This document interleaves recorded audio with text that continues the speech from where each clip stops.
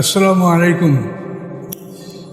সম্মানিত সুধীমণ্ডলী, আমরা সূরা আহজাবের 11 নম্বর আয়াত থেকে আলোচনা শুরু করব ইনশাল্লাহ।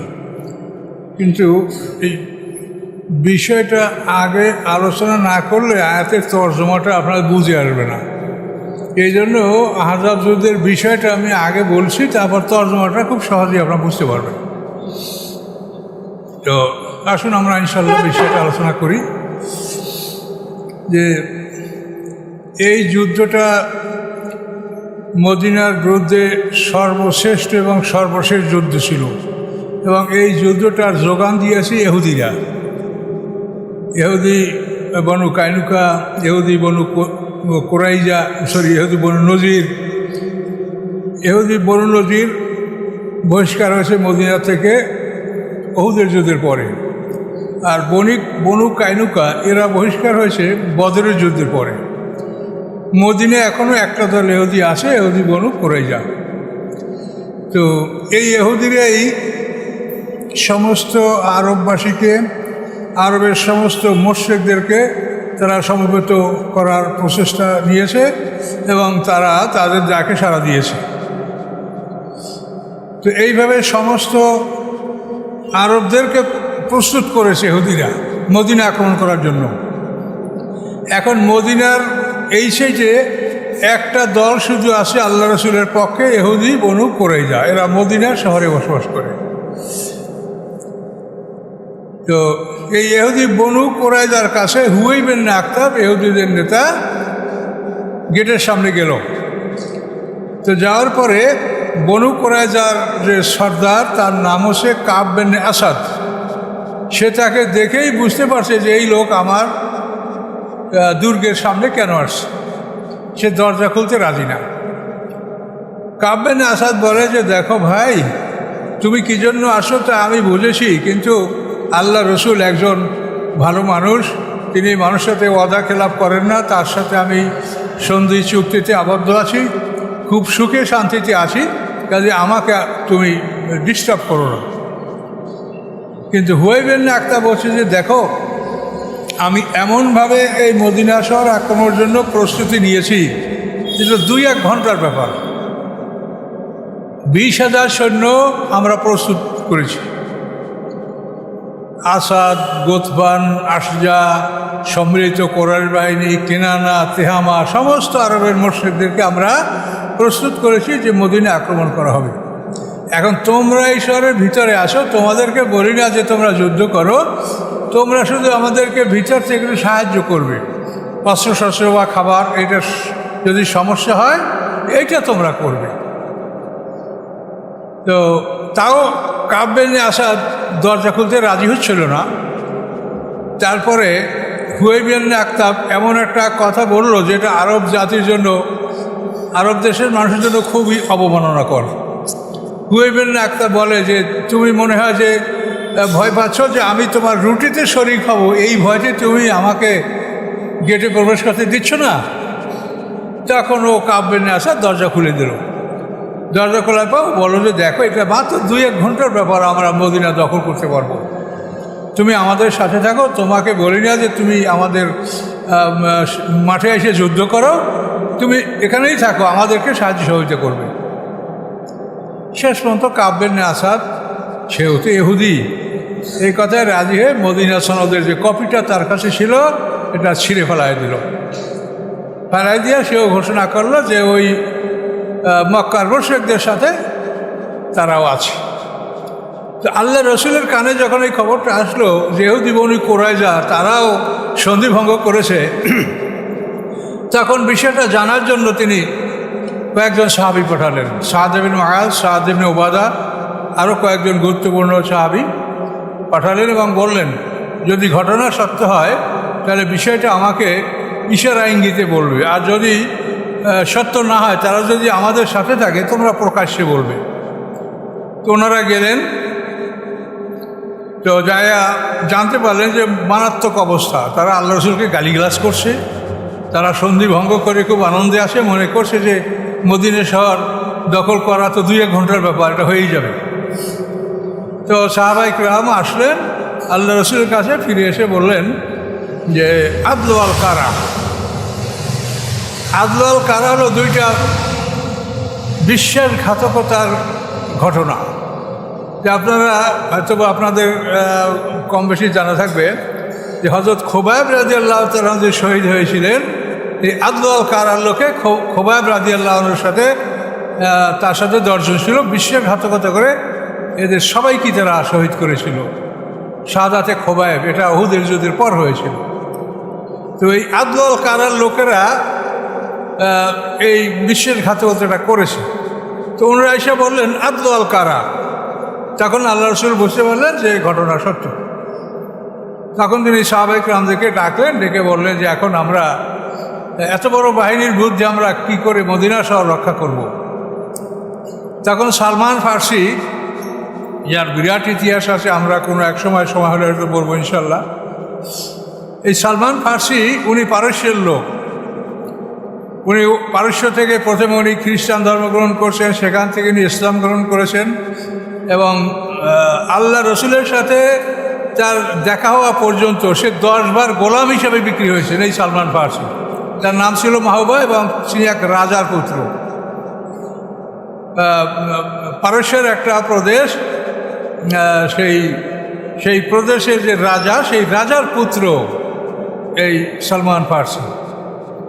তিনি আল্লাহ রসুলকে পাওয়ার জন্য 10 বার গোলাম হিসেবে বিক্রি হয়েছেন।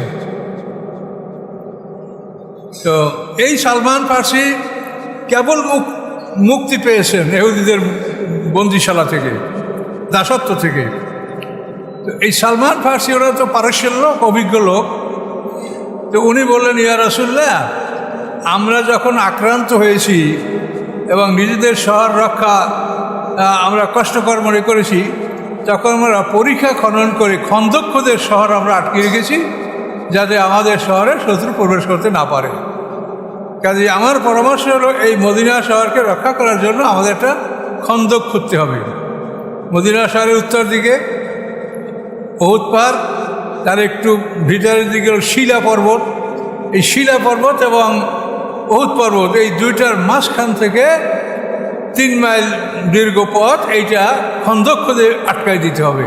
এই পথটা আটকায় দিলে মদিনা শহরে ব্যাপক সৈন্যবাহিনী ঢোকার কোনো রাস্তা নাই। ছোটোখাটো রাস্তা আছে দক্ষিণ দিকে, পূর্ব দিকে, সেখান থেকে মানে পল্লীর মানুষ বা বাড়ির মানুষ বের হতে পারে, এরকম ছোটোখাটো রাস্তা, কিন্তু সৈন্যবাহিনী প্রবেশের মতো কোনো রাস্তা নাই। যেটা আমি আগেও বলছি এর আগের সপ্তাহে, যে দিকে ঘেরা ছিল।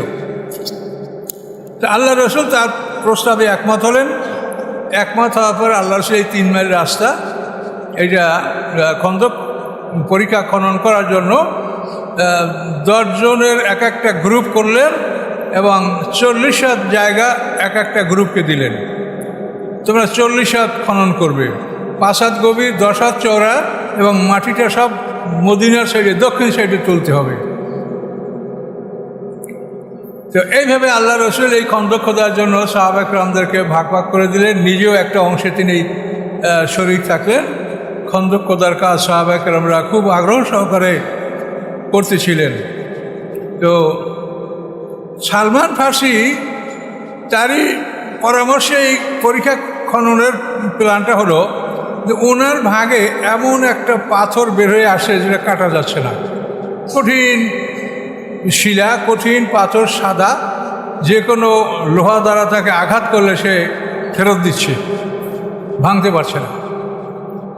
তখন সালমান ফার্সি যে সাথীরা, তারা বলল যে তোমার সাথে তো আল্লাহ রসুলের ভালো সম্পর্ক, তুমি রাসূলের কাছে যাও, দেখো এইখান থেকে যদি রাসূল অনুমতি দেন তাহলে আমরা একটু ঘুরিয়ে নিয়ে যাও, এটা বাদ থাকবে। আল্লাহ রসুল একবার দাগাই দিয়েছেন 40 হাত করে। তো সালমান ফার্সি আল্লাহ রসুলের কাছে গেলেন। আল্লাহ রসুল সালমান ফার্সির হাত ধরে ওখানে আসলেন। কুয়ার কাছে আসার পরে সালমানকে বললেন যে তোমার কোদালটা আমার কাছে, গেন্তিটা আমাকে দাও। আল্লাহ রসুলকে দেওয়া হলো। আল্লাহ রসুল আল্লাহর নাম নিয়ে প্রথমে আঘাত করলেন। এক আঘাতে পাথরের 1/3 অংশ কেটে গেল এবং এমনভাবে আলো বিচ্ছুরিত হলো যাতে ইয়ামান পর্যন্ত দেখা যাচ্ছিল। আল্লাহ রসুল বলেন, ইয়ামানের অট্টালিকাগুলি, রানী বিলকিসের দেশের অট্টালিকাগুলি আমার কাছে কুকুরের দাঁতের মতো মনে হচ্ছিল। দ্বিতীয় আঘাতে আল্লাহ রসুল পাথরের বাকি 3 অংশ কেটে ফেললেন এবং সেই আঘাতে আল্লাহ রসুল মাদায়েন শহর, যে পারস্যের যে মাদায়েনের যে রাজধানী, সেখানে যে শ্বেত বিল্ডিং, সেই মাদায়েনের অট্টালিকা, এটা আল্লাহ রসুল দেখতে পেলেন। এখন একাংশ বাকি, এই তৃতীয় অংশে যখন আল্লাহ রসুল আঘাত করলেন, সেই আঘাতেও সেখানে স্পার্ক হলো, আগুন জ্বলে উঠল, বিস্ফোরিত হলো। সেই আগুনে আল্লাহ রসুল রোম সম্রাটের অট্টালিকা এটা দেখতে পেলেন। এগুলি বলার পরে মুনাফিকরা এ নিয়ে উপহাস করতে লাগলো যে আমরা ভয়তে রাত্রে প্রস্রাব করতে বের হতে পারি না, আর মুহাম্মদ সাল্লাম কোথায় রোম, পারস্য, ইয়ামান এগুলো দখল করছে। তখন আল্লাহ তাআলা ওই আয়াত নাযিল করেন, কুলিল্লাহুম্মা মালিকাল মুলক, বলো যে আল্লাহ আপনি মুলুকের মালিক, যাকে ইচ্ছা তাকে আপনি সাম্রাজ্য দান করেন, যার থেকে ইচ্ছা আপনি সাম্রাজ্য কেড়ে নেন। মানে দান করার সময় এমনিই দান, কিন্তু নেওয়ার সময় এমনি ছাড়ে না, এই জন্য কেড়ে নিতে হয়। এই জন্য হচ্ছে আপনি কেড়ে নেন, তানজিউ মানে কেড়ে নেওয়া। তো সত্যিকারই এই ঘটনাগুলি সবই আল্লাহ রসুলের এই মানে ভবিষ্যৎবাণী বাস্তবায়িত হয়েছে। আল্লাহ রসুলের জীবদ্দশায় হযরত আলী রাদিয়াল্লাহু তাআলার নেতৃত্বে মুসলমানরা ইয়ামান জয় করেছে।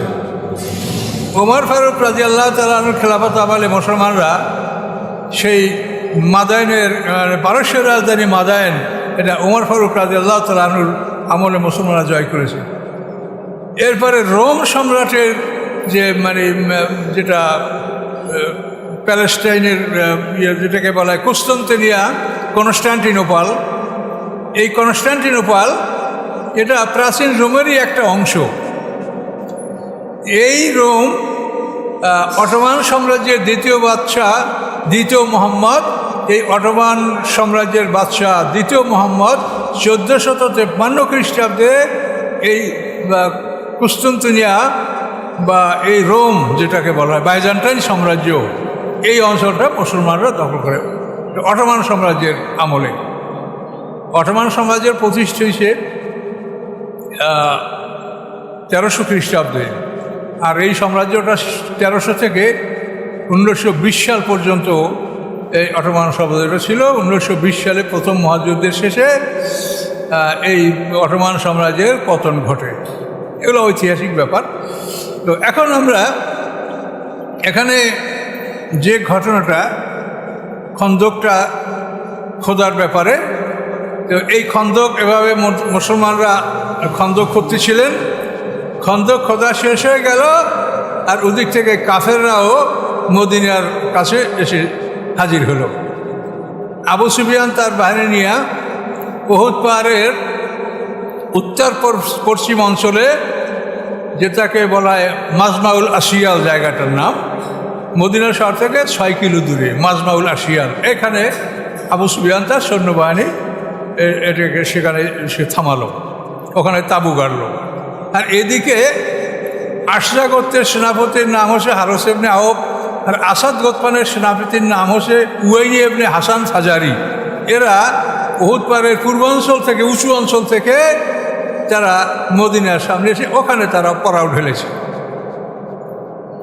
তো এইভাবে ওরা আসার পরে মদিনা শহরের কাছাকাছি আসে দেখে এমন ওরা অবাক হয়ে গেল যে আরব দেশের লোকেরা এই দৃশ্য কোনোদিন দেখেনি। এটা কি, আমরা মদিনা শহরে ঢুকবো, যুদ্ধ করবো, এখন তো কোনো ঢোকারই সুযোগ নাই, এবং মাটিগুলো সব এক সাইডে মদিনার সাইডে তোলা। মদিনার লোকেরা যদি তীর তলোয়ার যেটা নিক্ষেপ করে ওদের লাগে, আর ওরা যেটা মারে সেটা প্রাচী বড় উঁচু রাস্তা কারণে ওদের মুসলমানদের আঘাত করে না। এভাবে এই যুদ্ধটা শুরু হলো। এই যুদ্ধটা 1 মাস বা তার সাথে কিছু বেশি সময় লাস্টিং করেছিল, খুব ভয়ঙ্কর যুদ্ধ।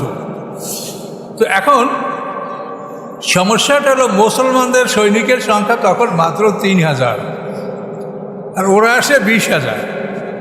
এখন এই 3 মাইল লম্বা রাস্তাটা খন্দকের পার, এটা 3000 সৈন্যের পক্ষে দিবারাত্রি ডিউটি করা খুবই কঠিন ব্যাপার, তারা রেস্ট করতে পারছে না। এই যার জন্য এখানে আপনারা দেখবেন বলা আছে বালাগাতেল কুলুবু লাদাল হানাজেরে, যে তাদের হৃদয়গুলি কণ্ঠনালীর মধ্যে চলে আসছিল।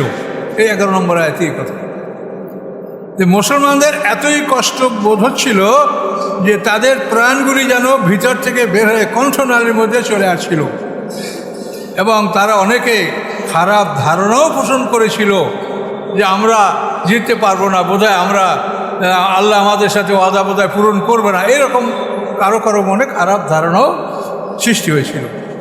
অর্থাৎ জন্য না বিল্লাহ জন্য না কোরআনের আয়াত। এভাবে এই কাজ চলার পরে আল্লাহ রাসূল দেখলেন যে সাহাবায়ে কেরামরা খুব ক্লান্ত হয়ে পড়েছে। তখন এই কষ্ট লাঘব করার জন্য আল্লাহ রাসূল নিজে একটা পলিসি, নিজে তার একটা জ্ঞান দ্বারা তিনি একটা কৌশল অবলম্বন করলেন। সেটা হলো যে তাদের মধ্যে একটা বিভেদ সৃষ্টি করা যায় কিনা ওই সৈন্যের মধ্যে। তিনি উয়াইন ইবনে হাসান ফাজারি, যে আসাদ গোত্রের সেনাপতি, আর হারেস ইবনে আওফ, যে আশজা গোত্রের সেনাপতি, এদের সাথে আল্লাহ রাসূল গোপনে দেখা করলেন এবং পরামর্শ করলেন। আল্লাহ রাসূল বলেন যে তোমরা যদি এখান থেকে চলে যেতে রাজি থাকো, তাহলে মদিনা শহরের যে উৎপন্ন খেজুর, এই 3 ভাগের 1 ভাগ খেজুর তোমাদেরকে দিব। যদি তোমরা চলে যাও তাহলে আমার কাছে অঙ্গীকার করো, মদিনা শহরের 3 ভাগের 1 ভাগ উৎপন্ন খেজুর তোমাদেরকে দান করব, তোমরা চলে যাবে, কুরাইশদের থেকে তোমরা ত্যাগ করে চলে যাবে। ওরা বলল যে না, আমরা মদিনার অর্ধেক খেজুর যদি দেন তাহলে আমরা চলে যাব, 3 ভাগের 1 ভাগ আমরা রাজি না। তখন আল্লাহ রাসূল বললেন যে এই শহরের মালিক তো আমি না, আমি তো এখানে মুহাজির, আনসার হলো শহরের মূল মালিক, কাজে তাদের সাথে পরামর্শ না করে তোমাদেরকে অর্ধেক খেজুর দেওয়ার কথাটা আমি একা ঘোষণা করতে পারছি না, আমি একটু আনসারদের সাথে পরামর্শ করে নেই। তখন আনসার নেতা সাদ ইবনে মুআজ, আওস গোত্রের নেতা সাদ ইবনে উবাদা, খাজরাজ গোত্রের নেতা উসাইদ ইবনে হুযাইর, এভাবে বড় বড় নেতাদেরকে ডেকে আল্লাহ রাসূল পরামর্শ করলেন যে তোমাদের যে অবস্থা খুবই কষ্টকর, কাজে আমি ওদেরকে বলেছি যে মদিনার উৎপন্ন যে খেজুর তার 3-এর 1 তোমাদেরকে দিব, তোমরা চলে যাবে কিনা। ওরা বলছে অর্ধেক দাবি করছে, এখন তোমরা বলো। এই কথা শুনে সাদ ইবনে মুআজ, আওস গোত্রের নেতা, তিনি বললেন ইয়া রাসূলুল্লাহ, আপনাকে যদি আল্লাহ বলে থাকে যে মদিনার খাজুর দিয়ে তাদের সাথে সন্ধি করেন, তা আপনি করতে পারেন, আল্লাহ যা বলছে তাই দিয়ে আপনি করেন, আমাদের কোনো আপত্তি নেই। 2 নম্বর কথা, যদি আপনি নিজে এটা ভালো মনে করেন যে আমি মদিনার খেজুর দিয়া সন্ধি করব, তাও আপনি করতে পারেন, আমাদের কোনো আপত্তি নেই। 3 নম্বর কথা হলো যে আপনি আমাদের কষ্ট দেখে যদি এই পরিকল্পনা নিয়ে থাকেন, তা আমরা বলবো যে আল্লাহর কসম, আমরা ওদের মতো মুশরিক ছিলাম, এখন আমরা মুসলমান। আমাদের প্রত্যেকটা মৃত্যু, প্রত্যেকটা শহীদ জান্নাতের অধিকারী। ওরা কোনোদিন আমাদের খেজুর জোর করে খেতে পারে নাই, হয়তো মেহমান হয়ে খেয়েছে, না কিনে খেয়েছে। কিন্তু আজকে আমরা তাদেরকে খেজুর দিব, খেজুর একটাও দিব না, দিব তলোয়ার। এইভাবে যখন সাদ ইবনে মুআজ ঘোষণা করলেন এবং ওই সেনাপতিরা যখন এই ঘোষণা শুনল, তখন উত্তেজিত হয়ে এখান থেকে চলে গেল যে এখন আমরা সর্বশক্তি দিয়ে যুদ্ধ করব। এখন এরা কুরাইশদের সাথে গিয়ে বলল যে যুদ্ধ করো, এছাড়া কোনো উপায় নাই। যুদ্ধ কিভাবে করা যাবে? তখন কিছু শক্তিশালী লোক, যেমন আরবদের সবচাইতে শক্তিশালী যোদ্ধা হলো আব্দে উদ। উদ্দা হলো একটা মূর্তির নাম, ওই নূহ আলাইহিস সালাম উদ্দা সুয়াইয়া গুছিয়া নাসরা আছে না, ওই আব্দে উদ। এই আরবের সবচাইতে বড় বীর, সে একা 200 মানুষের সাথে লড়াই করতে পারে। এই আব্দে উদ সহ কয়েকজন শক্তিশালী লোক, তার মধ্যে আবু জাহেলের ছেলে ইকরাম ইবনে আবু জাহেল, তারপর আরও 2-1 এভাবে নওফল ইবনে আবদুল্লাহ, তো এরকম দিরার ইবনে খাত্তাব, এভাবে কয়েকজন শক্তিশালী লোক চেষ্টা করলো যে আমরা খন্দকের উপরে উঠে যাব। কিন্তু 2-3 জন উঠতে পারছিল, সবাই উঠতে পারে নাই। তো এর মধ্যে আব্দে উদ, সে ওই রাস্তার উপরে, খন্দকের রাস্তার উপরে দাঁড়াইয়া তলোয়ার ঘুরাচ্ছে আর বলছে, এই মুসলমানরা, তোমরা কে আছো? আমাকে জাহান্নামে পাঠাবা আর তুমি বেহেশতে যাবা, আসো আমার সামনে। তার আহ্বানটা দেখেন যে তোমরা কে আছো, আমাকে জাহান্নামে পাঠাবে আসো, আর তুমি ভেসতে যাবে, আসো। কে? তা আল্লাহ রসুল বলেন যে আব্দুদের সাথে কে লড়বে? তখন হযরত আলী রাদিয়াল্লাহু বলেন, ইয়া রাসূলুল্লাহ, আমি। কিন্তু আল্লাহ রসুলটা পছন্দ করলেন না, তার জন্য তখন অল্প বয়স। তো আল্লাহ রসুল বলেন যে একটা ভারী মানুষ, শক্ত মানুষ আমি চাই। এই কে তোমরা আব্দুদের সাথে লড়বে? কেউ বলে না, ইয়া রাসূলুল্লাহ, আমি। তৃতীয়বার আল্লাহ রসুল বললেন, এই আব্দুদের সাথে কে লড়বে? ইয়া রাসূলুল্লাহ, আমি। আলী রাদিয়াল্লাহু ছাড়া কেউ বলে না। তখন আল্লাহ রসুল আলী রাদিয়াল্লাহুকে ডাকলেন। ডাকার পরে আলী রাদিয়াল্লাহুর মাথায় আল্লাহ রসুল নিজের মাথার পাগড়ি বেঁধে দিলেন, জুলফিকার নামক তলোয়ারটা তাকে দান করলেন, তার জন্য বিশেষ দোয়া করলেন এবং বললেন যে আল্লাহর নাম নিয়ে যাও আব্দুদের সামনে।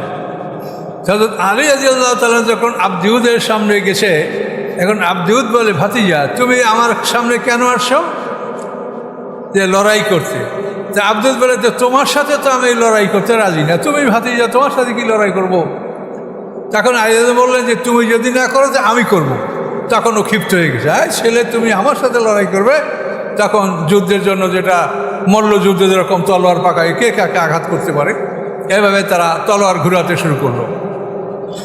এক পর্যায়ে আব্দুদ হযরত আলী রাদিয়াল্লাহুর মাথায় আঘাত করলো। আলী রাদিয়াল্লাহু ঢাল দ্বারা আঘাতটা ঠেকালেন। ঢালটা কাইটিয়া হযরত আলী রাদিয়াল্লাহুর মাথা পর্যন্ত তলোয়ার স্পর্শ করছে, কিন্তু আল্লাহ রসুলের পাগড়ি তার মাথায় বাঁধাই, পাগড়িটা কাটে নাই। এ পর্যন্ত তলোয়ার তার ঢালে আটকে গেছে। যখন তলোয়ারটা আব্দুদের ঢালে আটকে গেল, এই ফাঁকে আলী রাদিয়াল্লাহু তাআলা ঘুরে তার মাথার উপরে এমন আঘাত করলেন যে মাথার উপরের অংশ, উপরের মাড়ির দাঁত সহ মাথা পড়ে গেল। সাহাবায়ে কেরামরা সবাই নারায়ে তাকবীর ধ্বনি দিলেন। আর আব্দুদের সঙ্গে যে ইকরামা আর অন্য যারা ছিল, তারা ওখান থেকে সব পালিয়ে ফিরে গেল। তখন কুরাইশদের মধ্যে খুবই একটা ক্ষোভ সৃষ্টি হলো যে এদের সাথে আমরা কীভাবে লড়াই করব। সবাই পরামর্শ করলো যে আমরা কি করব, খন্দক ভরাট করে আমরা সবাই ঢুকে যাব, এভাবে খণ্ড খণ্ড যুদ্ধ করা যাবে না। তারা কোনো এক রাত্রে খন্দক ভরাট করার জন্য তারা খন্দকের পাশে সমবেত হলো। তো আল্লাহ রসুলের পাহারাদার তো আছে, তারা যখন দেখলে যারা খন্দক ভরাট করার চেষ্টা করছে, এমনভাবে তারা তীর এবং পাথর মারতে শুরু করলো যে খন্দকের কিনারার দাঁড়াতেই পারছে না। যেটা মারে সেটা ওদের গায়ে লাগে, আর ওরা যা মারে সেটা মুসলমানদের লাগে না, ওরা উঁচু রাস্তার কারণে। এভাবে এখন ওরা খন্দক ভরাট করার জন্য চেষ্টা করলো। করতে করতে ফজর হয়ে গেল। তো আল্লাহ রসুল ফজরের নামাজ পড়বেন, নামাজের জন্য প্রস্তুতি নিচ্ছেন। জিবরিল আমিন এসে বলেন, ইয়া রাসূলুল্লাহ, আল্লাহ তাআলা মানা করছে, নামাজ পরে পড়বেন, আপনি যুদ্ধ চালিয়ে যান। তো ওরা চেষ্টা করছে ভরাট করবে, আর এরা চেষ্টা করছে ওদেরকে থামতে দেওয়া যাবে না ওখানে। এভাবে জোহরের ওয়াক্ত আসলো, আল্লাহ রসুল নামাজের জন্য আসছেন। জিবরিল এসে আবার বলল, ইয়া রাসূলুল্লাহ, আল্লাহ নিষেধ করেছেন, আপনি যুদ্ধ চালিয়ে যান। মদিনা শহরকে রক্ষা করতে পারলে আজীবন নামাজ পড়া যাবে, আর যদি এই শহর হারিয়ে যায় তাহলে আর কোনোদিন নামাজের সুযোগ থাকবে না। এভাবে জোহর, আসর, মাগরিব পর্যন্ত আল্লাহ রসুল নামাজ পড়লেন না, জিবরিল আমিনের ইশারায়, তার খবরে। মাগরিবের পর যখন রাত অন্ধকার হয়ে গেল, তখন দুশমনরা পলাতে বাধ্য হলো যে আমরা খন্দক ভরাট করতে পারবো না। ওরা ওখান থেকে ঘটে যাওয়ার পরে আল্লাহ রসুল তো এখানে ফজর, জোহর, আসর, মাগরিব, এই 4 ওয়াক্ত নামাজ আল্লাহ রসুল একসঙ্গে কাজা করলেন। এবং এটাই কোরআনে বলা হয়েছে যে আল্লাহর কাছে সবচাইতে প্রিয় আমল হচ্ছে জিহাদ ফি সাবিলিল্লাহ। 4 ওয়াক্ত নামাজ কাজা হয়েছে। আর মক্কা বিজয়ের সময় আল্লাহ রসুল রোজা ভঙ্গ করে যুদ্ধ করেছেন। এই জন্য রোজা, নামাজ সবই ফরজ, কিন্তু সব ফরজের বড় ফরজ হলো জিহাদ ফি সাবিলিল্লাহ। আল্লাহর দিন যদি প্রতিষ্ঠিত না থাকে তাহলে মানুষ কোথার থেকে এই নমুনাটা নিবে? আল্লাহ রসুল বলছেন যে দিন কায়েম করে তোমরা একটা রাষ্ট্রের দিন প্রতিষ্ঠিত করে রাখো, তো এই দিন সারা দুনিয়ার মানুষ ওখান থেকে গ্রহণ করবে। যে এই দিন আলো জ্বলতে থাকে, যার আলো প্রয়োজন সে এসে আলো জ্বালায় দেবে। এবং এখানে আল্লাহ রসুল হাদিস বলেছেন যে দিন যদি সুরাইয়া সিতারার কাছে থাকে, এই যে সপ্তর্ষি মণ্ডল আকাশে আপনাদের দেখেন, গ্রেট বিয়ার, ডবল স্টার, এই যে সপ্তর্ষি মণ্ডল যেটাকে গ্রেট বিয়ার বলা হয় সাধারণত, এইখানে আল্লাহ রসুল বলেন যে দিন যদি এই সুরায়া সেতারার কাছে, তার ভিতরে সুরায়া বলে, তাহলে একদল মানুষ সেখান থেকে আল্লাহ দিনকে নিয়ে আসবে, যে এই দিন। কাজে দিনকে তোমরা কায়েম করে রাখো। কাজে এই দিন এখন পৃথিবীতে কোথাও কায়েম নেই, কোনো জায়গায় আল্লাহ দিন কায়েম নেই। সৌদি আরবে আসে আল্লাহর আইন, তা জনগণের জন্য, রাজাদের জন্য না। তাহলে আর কী করে দিন কায়েম কোথায় আছে বলেন? কাজে এই জন্য দিন কায়েম পৃথিবীতে সবচেয়ে বড় জটিল কাজ আমাদের। কাজে এটাকে আমরা কিভাবে করতে পারি? তবে আমরা মানুষ, মুসলমান হিসেবে আমাদের প্রমাণ করতে হবে যে আমরা আল্লাহর দিনের পক্ষে। আমাদের কোনো কার্যক্রম এমন যেন না হয় যে আমরা দিনের বিপক্ষে ছিলাম, এটা যেন প্রমাণ না, তাহলে আমাদের মহাবিপদ হবে। আমরা যদি পারবো না, তো আল্লাহ দেখছে যে পারছে না। আল্লাহ তো সাধ্যের বাইরে কাউ কিছু করতে বলে নাই, কিন্তু আমাদের সর্বদা এই দিনের পক্ষে অবস্থান নিতে হবে, এটা মনে রাখতে হবে। তাহলে এখন দেখেন যে এখানে ওরা মনক্ষুণ্ণ চলে গেল যে মদিনা শহরে প্রবেশ করতে পারলো না। ইতিমধ্যে আল্লাহ রসুল আর একটা পরিকল্পনা গ্রহণ করলেন। এবার ওদের মধ্যে আর একটা বিভেদ সৃষ্টি করা যায় কি না, এটা আল্লাহ রসুল চেষ্টা করলেন। এবং এই চেষ্টার জন্য আল্লাহ রসুলের উদ্যোগে না, এটা অন্য একজন নেতার উদ্যোগে এটা হয়েছে। সেটা হলো নাইম ইবনে মাসুদ আশজাই, ওই যে আশজা সম্পদ, আশজা এই সম্প্রদায়ের লোক নাইম ইবনে মাসুদ আশজাই, এই লোকটা ইসলাম গ্রহণ করছে, কিন্তু তার জাতির লোকেরা জানে না। কোনো এক রাতে আল্লাহ রসুলের কাছে হাজির হয়ে বলে, ইয়া রসুল্লাহ, আমি মুসলমান, তা আমার জাতিটা জানে না। কাজে আপনি আমাকে যদি কোনো কাজে লাগাতে চান তা বলেন, আমি সেই কাজ করব। তখন আল্লাহ রসুল বললেন যে তোমার যদি ক্ষমতা থাকে তাদের মধ্যে একটা বিভেদ বাঁধিয়ে দাও, যাতে আরও মন ভাঙ্গা তাদের হয়ে যায়। তখন এই নাইম ইবনে মাসুদ আশজাই আল্লাহর কাছে, রাসূলের কাছে অনুমতি পেলেন এবং বললেন যে আমি যদি এখানে কোনো কথা বানিয়ে বলি আবার পাপ হবে না, কি ইমান নষ্ট হবে? আল্লাহ রসুল বললেন না, যুদ্ধের ক্ষেত্রে এটা পাপ হবে না। যুদ্ধের বেলা এভাবে শত্রুর সাথে প্রতারণামূলক কাজ এটা করা যেতে পারে। তখন নাইম ইবনে মাসুদ আশজাই বনু কুরাইজা ইহুদি যারা মুশরিকদের সাথে একমত হয় তাদের দুর্গে গেল, যা বলে, এই তোমরা আমার চেনো? হ্যাঁ, তুমি তো ওই যে নেতা, বড় সেনাপতি, তোমার চিনি। আমাকে তোমরা কি বিশ্বস্ত মনে করো? হ্যাঁ, একদম বিশ্বস্ত, তুমি বন্ধু আমাদের। বলো। আমি বলবো যে তোমরা এই যে কুরাইশদের পক্ষ অবলম্বন করলে, মুশরিকদের পক্ষ অবলম্বন করলে, এদের ধন সম্পদ, ছেলে মেয়ে সবই তো তাদের মক্কায়, যুদ্ধে জিতবে না, আসতে গুটিয়ে মক্কায় চলে যাবে, তাদের পরিবার পরিজনের সাথে তারা মিলবে। কিন্তু তোমরা এই শহরে থাকো, এই মদিনায় তোমরা বসবাস করছো, আর এই শহরের রাজার বিরুদ্ধে তোমরা যুদ্ধ করছো। তাহলে এই যুদ্ধে যদি মক্কাবাসী জিততে না পারে, চলে যায়, তোমাদের অবস্থাটা কী হবে বলো?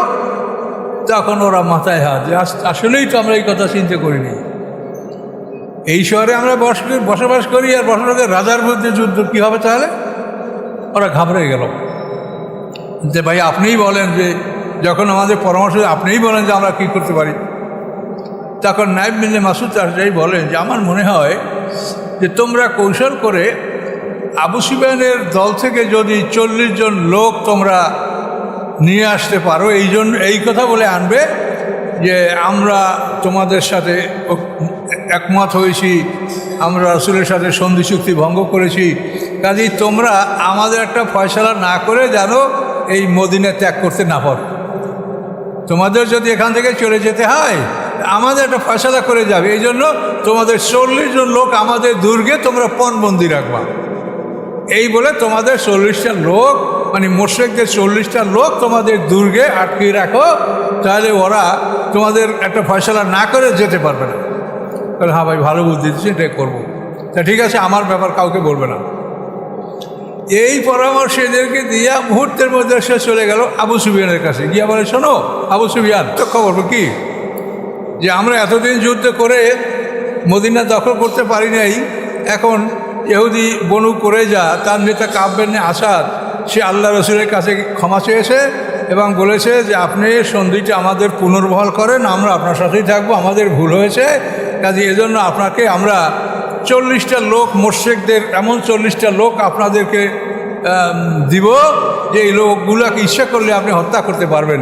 এইভাবে আল্লাহ রসুলকে তারা রাজি করেছে যে তোমাদের 40টা লোক আল্লাহ রসুলের কাছে দিলে তখন আল্লাহ রসুল তাদের সন্ধিটা পুনর্বহাল করবে, কাজে ওরা কিন্তু তোমাদের লোক নিতে আসতে পারে, তুমি সাবধান। আবু সুফিয়ান বলে তো মারাত্মক খবর। কিছু সময় পরেই দেখা গেল বনু কুরাইজা থেকে ইহুদিরা আইসা ওই দাবিই করলো যে 40টা লোক আমাদের দুর্গে বন্দি রাখো, হ্যাঁ তোমরা যদি চলে যাও তাহলে আমাদের কি হবে, আমাদের ফয়সালা না করে যেন যেতে না পারো, এই জন্য তোমাদের 40টা লোক বন্দি রাখো। শুনে আবু সুফিয়ান বলতে পারছে তাহলে নাইম যা বলছে, নাইম বেনে মাসুদ আসলে কত সত্য, এই লোকগুলা ওরা নিতে পারলে মোহাম্মদ সাল্লামের কাছে দিয়ে দেবে, মোহাম্মদ এদেরকে সাল্লাল্লাহু আলাইহি ওয়াসাল্লাম এদেরকে হত্যা করবে। তো আবু সুফিয়ান লোক তো দিলে ওই না, বরং বলল যে বরং তোমরা আমাদের সাথে যুদ্ধ করো, আমরা খুব ক্লান্ত হয়ে পড়েছি, তোমরা আমাদের সাথে আগামীকাল যুদ্ধে অংশগ্রহণ করো। ওরা বলে আমরা তো তোমাদের সাথে যুদ্ধ করবো না, তা তোমাদের সাথে কথাই ছিল আমরা যুদ্ধ করবো না। এখন এই কথা এদের মনের মধ্যে একটা হেরফের লাগে গেল, একটা গণ্ডগোল, দুর্বলতা চলে আসলো। আর এদিকে আপনারা যে গত সপ্তাহে শুনেছেন যে আল্লাহ তাআলা তাদের উপরে ঝোড়ো হাওয়া, ঠান্ডা বাতাস এবং শীত, তারপরে পশুর খাদ্য শেষ, মানুষের খাদ্য শেষ, এভাবে একটা নানা বিপদ, ফেরেশতারা অনেক দূর থেকে নারায়ে তাকবীর দিচ্ছে, সেই শব্দ শুনছে আর ভয় থরথর করে কাঁপছে যে এই মুসলমানরা কোন দিক থেকে আসলো, এদিক থেকে না ওদিক থেকে, এই নারায়ে তাকবীর ধ্বনি, এভাবে তারা যে ভীত সন্ত্রস্ত হয়ে পড়ছিল। এই অবস্থাতে শেষ পর্যন্ত তারা মানে নানান রকম সন্দেহের মধ্যে পতিত হয়ে গেল যে আমরা কী করব। এই মতো অবস্থায় এই যুদ্ধ মুশরিকরা সমাপ্তি করে মক্কার দিকে চলে যাবে। এ পর্ব আবার আমরা সামনে যাবো ইনশাআল্লাহ আলাপ করবো। আপনার কি বুঝতে কষ্ট হয়? বিরাট আলোচনা তো একটু মন করে, এটা কোরআনের ব্যাপার, এটা তো আমাদের সম্পূর্ণ। আর এইটাকে সহজভাবে বোঝার জন্য আমার লেখা বই যে রাসূলের জীবনী, আপনারা যদি ওই বই দেখেন তো ওই বইয়ের মধ্যে এই হুবহু এই যুদ্ধ এগুলো আছে। আর আমি রাসূলের জীবনীটা লিখছি কোরআনের তাফসীর থেকে, আমি কিন্তু হাদিস বা ইতিহাস থেকে লিখিনি। আর সব রেফারেন্স দেখবেন তাফসীর, কেন আল্লাহ রসুলের জীবনে যা ঘটেছে সব কোরআনে আছে। কাজে এই জন্য আমি রাসূলের জীবনী লিখেছি কোরআন এবং তাফসীরের উপরে নির্ভর করে। এই জন্য আমার 2 খণ্ড বই নিয়ে আসছি। আপনারা কেউ মনে করলে এগুলো নিলে আপনাদের কাছে এই বিষয়গুলি, এগুলো তো আপনারা শূন্য মনে রাখতে পারবেন না, এগুলো হঠাৎ করে শূন্য মনে রাখা খুব কঠিন ব্যাপার। এইভাবে আপনারা ইচ্ছে করলে বই নিতে পারবেন। তো আজকে আমাদের হাতে আর সময় নেই, ইনশাআল্লাহ আগামী জুমায় মনে রাখবেন এখন মক্কাবাসীরা মদিনা ত্যাগ করবে, এই প্রস্তুতি তাদের। এখান থেকে আমরা আগামী জুমায় ইনশাআল্লাহ আলোচনা করব। আসসালামু আলাইকুম।